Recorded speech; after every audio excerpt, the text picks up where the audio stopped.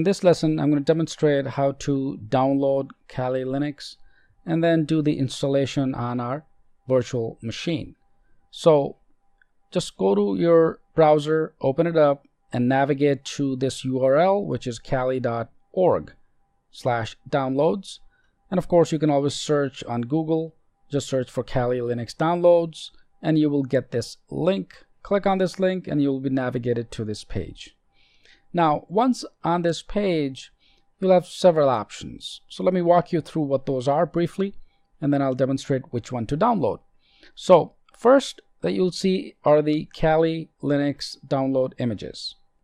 So these are the ISO images. In other words, you can burn them on DVD and then do the install. Okay, so you can download them using the torrent, or you can download the direct ISO image. So this could be 64-bit, 32-bit, and depending upon which one do you wish to download. And the size of this is about 2.6 gigabytes. So it's a fairly large size file. And along with this file, you'll also download the security sum, right? The SHA-1 sum as well. Just a small file that gets downloaded once you download the torrent or the ISO image. The other option, if you scroll down, notice you'll have the option to download Kali Linux, VMware, VirtualBox, and ARM images. So if you're looking for, let's say, the Kali Linux VMware, the folks here have generated different flavors of Kali, so you can use these as well. And if you scroll down, you can download images securely. And of course, last one is if you want to play with these custom Kali images. Okay, so you can run the commands such as apt-get, and then you get the images, only if you're feeling a little adventurous. Okay, but for our purpose, I'm going to do a plain vanilla install, full install of Kali Linux, the latest version, which is 2016.1. And just go ahead and click on the torrent link, and it will open up your torrent browser, or if you have torrent installed. If not, you can directly download it. Okay, so I'm going to leave that to you as a simple task. Just simply download, and it will download the image, save it to your computer in one of your hard drives. Okay, let's move on. So once you have it downloaded, next is when you open up your virtual machine, the Oracle VM box that we installed and downloaded in one of the earlier lessons. You just open up your VM box. So let me go ahead and open that up. Here it is. So once you have the Oracle VM VirtualBox Manager open, this is where you can now install and create a VM for your Kali Linux installation. First, you have to create a virtual machine. Now, I already have, let's say, the Kali Linux version installed because I've been working with it. So I'm going to do it fresh installation so you can actually see how it's done. Just a simple prerequisite before we actually start creating a VM and installing Kali Linux, make sure your hard drive has a partition or area where you need to install.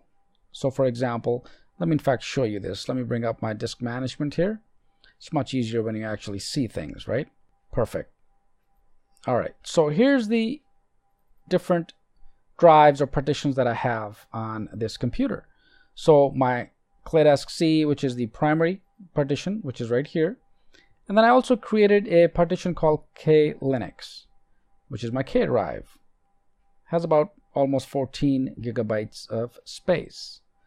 So you can create a partition right from your Windows machine. If you're not running a Windows machine, you can use a third-party software like Partition Magic, and there's so many out there. Just use those simply and create a partition. Now, when you install Kali Linux, you don't have to create this partition, by the way, okay? Kali Linux will, during the install, prompt you to create a partition. But it's my recommendation that you already have created a partition before or prior to Linux installation. And here's the reason why. Several of my students, for example, have installed Kali Linux and accidentally used their primary partition. And what happens is during the install, Kali Linux will format your drive. So there you go. So you don't want your C drive formatted, right? So good idea, good practice to create a partition first using either a third-party tool, or you can do it directly from Windows, right? So for example, just right click on your partition, click on shrink volume, and it'll walk you through the creation of the partition. So you can do it this way, or you can use a third-party tool like I mentioned earlier. So in any case, this is important. So you want to be able to make sure you have this partition created. Great. Let me minimize this. So back to our Oracle VM. So let's go ahead and first create a VM for our Kali Linux install. So I'm going to click on the new button here on the menu, and this brings up the create virtual machine dialog box, prompts me for a name. I'm going to go ahead and call this Kali 2016. Everything is default, and instead of being in the expert mode, I'm going to go ahead and click on guided mode so you can walk you through. It's easier for you to see that way. Okay, so the first step is name and operating system, right? So one more time, I'm going to say Kali 2016. The type is Windows. If you're running a different operating system, of course you can select that. I'm running Windows, and your version as well, whether it's Windows 7, 64-bit, XP, Vista, and so on. Okay, all right, so click next. Memory size is important, where you need to select the amount of RAM that you need to allocate to this VM.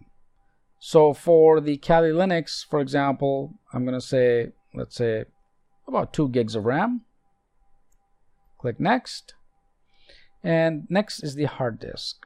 Now this is where the recommended size is about 25 gigs. I already have about 15 gigs of space, which is fine, no problem, but recommended is about 25 gigabytes.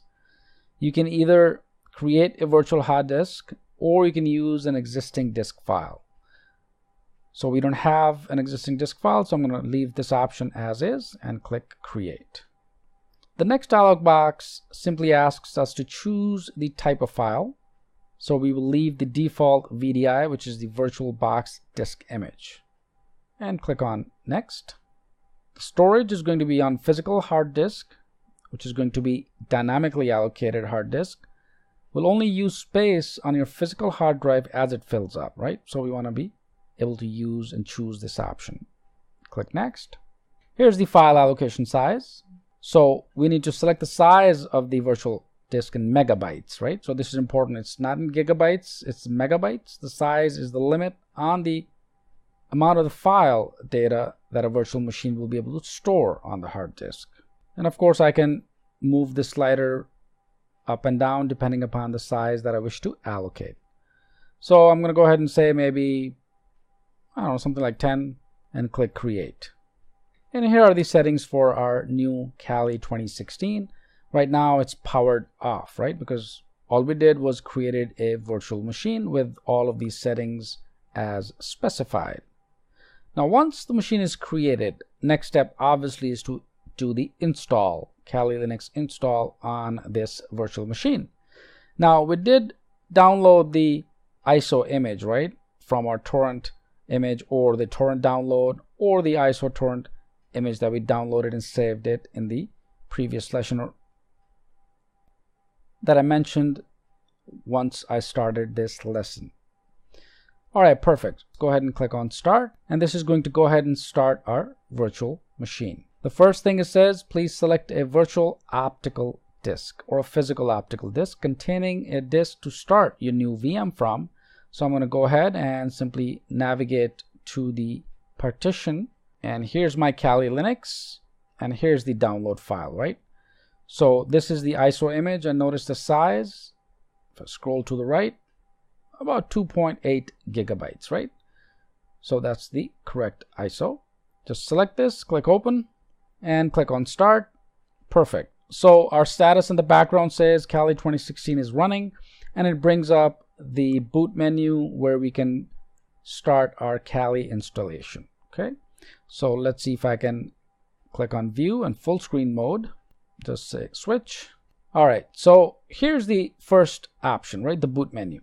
Several ways we can do the install or start the install. So the easiest way, the best way, recommended way is the graphic install. So I'm going to go ahead and choose graphic. I'm using my keyboard, by the way. So click graphic install.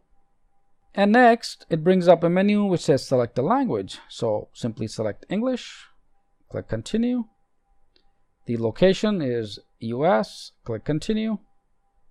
These are pretty straightforward default settings. Okay, the keyboard is of course American English. Click continue, and now it's going to detect and load the components from the CD or the ISO image, right? So it's going to walk us through step by step installing Kali. All right, so configure the network. Please enter the host name for this system. So I'm going to use Kali 2016. And of course, I want to make sure I use the same convention. So click continue.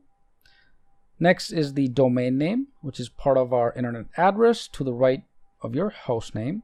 So I'm going to call this again Kali 2016. If you have a domain, you can use that as well, or any name would be fine. Click continue. Here's the root password. Okay, so you want to be able to create a password. We need to set the password for the root or the system administrative account. So I'm going to go ahead and give it a password here. Typically a strong password, by the way. Click continue. Next, configure the clock, which is the Eastern Standard Time or Central Standard Time or wherever you are. So click continue. So here's the important part. The installer can now guide us through the partitioning of a disk. And Kali Linux brings me to a window where it says partition disks. This is the drive that I'm looking for. I can of course configure the volumes. I can work on guided partitioning, or I can select the VBox hard disk as well. I can undo changes to partition or finish partitioning and write changes to disk as well. Okay, so let me walk you through the guided partitioning so it's easier for you to see. So click continue. And let's click on the guided use entire disk option. Click continue. So here's the SCSI disk that we just created. Click next. And I can now select, or the disk will be partitioned using one of the several different schemes. So all files in one partitions, which is recommended. Click continue. And of course, I can simply choose finish partitioning and write changes to the disk. So go ahead, click next or continue. If you continue, the changes listed below will be written to the disks. Otherwise, you'll be able to make further changes manually, right? So the following partitions are going to be formatted. Partition 1 and partition number 5. And choose yes, because now it's going to make the following partitions, format them, and then do the installation. So click continue. Alright, so once the installation is complete, next is configure the package manager, which is a network mirror. It's simply used to supplement the software that is included on the ISO image or the CD-ROM. Okay, so make sure this is selected as the yes option. Click continue. And this is where the proxy information comes in. So if you need to use the HTTP proxy to access the outside world, we can enter the proxy information here. Otherwise, we can leave this blank.